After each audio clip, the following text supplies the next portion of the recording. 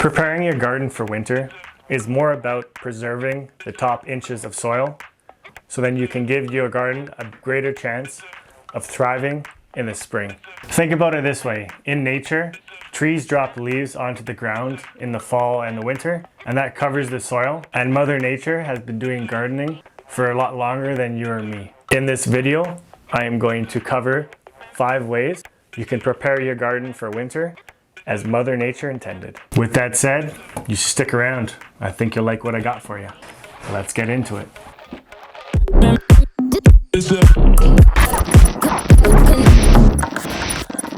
Hey guys, this is Devin from Prepping to Survive. We'll help you live a simple, safe, and happy life. Have you ever wondered what happens when you winterize your garden? By adding a layer over your garden, it'll act as an insulation and it'll break down over the winter. And then in the spring, there'll be a bunch of nutrients in your soil for your garden to thrive off of.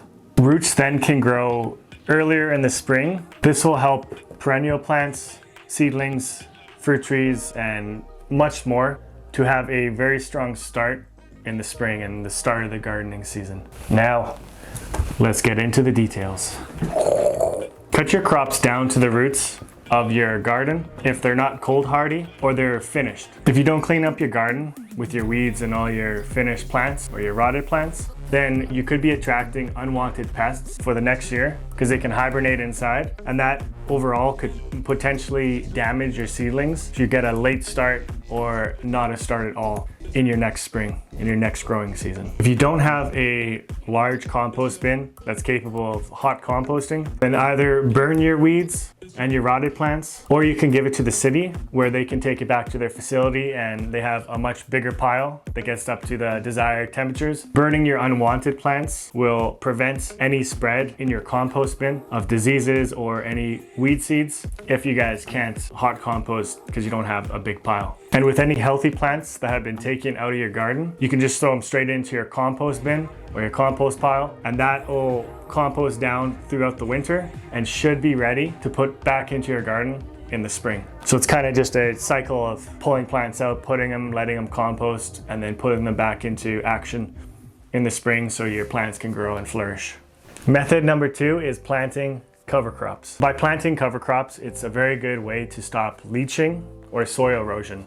So if you have high winds in your area or you're kind of exposed with your garden, then cover crops is a good way. My favorite cover crop is clover, either white or pink clover. They are shallow rooted crops and they don't really use a lot of nutrients in the soil. Plus you can find them at almost any nursery or hunting store or a general store with a hunting section. Overall, clover is the most readily available and is on the cheaper side for a cover crop. So the second cover crop that works well is a daikon radish, and they help loosen the soil and they will break down over the winter, which will also add nutrients back into the soil. The third method is placing half decomposed compost down. If you live in an area that has a lot of winds over your winter, then half decomposed material weighs enough that it's just going to hold everything together in your garden bed over the winter. First off, it'll insulate the soil, but it also will attract worms to help break down the compost further.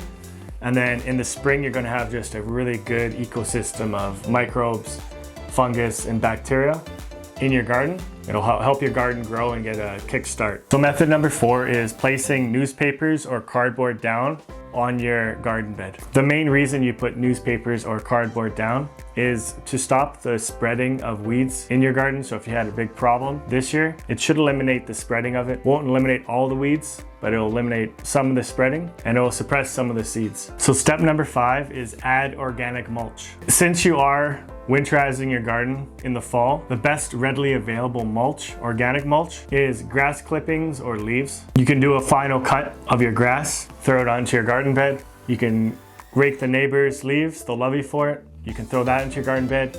You can do a combination of both, but grass clippings and leaves are the 2 that are the most readily available, and they're free. You can also add wood chips, or you can add foliage from your clippings, your plant clippings. So any plants that you chop down, instead of putting them into your compost bin, you can break them into further smaller pieces and throw them back onto your garden bed. Mulching in the summer is to increase water retention and keep your soil temperature very steady, very consistent, so your plants don't go into shock. For winter mulching, it's kind of the opposite. Winter mulching is to stop your soil from leaching nutrients, and it more or less just tucks in your dormant plants and just keeps them nice and cozy all through the winter. I guess in general, mulching just keeps your soil temperature from fluctuating and putting stress on your plants. With the 5 methods that I showed you guys today, you can do just one of them, or you can do all of them, or you can pick and choose which one you have enough time for. It all depends on how much time you want to spend perfecting your garden. Another thing you want to keep in mind, especially at the end of your growing season, is you want to write down and plan out what you're going to be planting next season, and write down what you did and didn't do right. I personally can't even remember what I did last week. So if I have to remember something next spring, forget about it. I am not going to be able to do that. Thank you guys for watching this video. If you did enjoy it, consider subscribing, hitting that thumbs up thing. Until next video. What?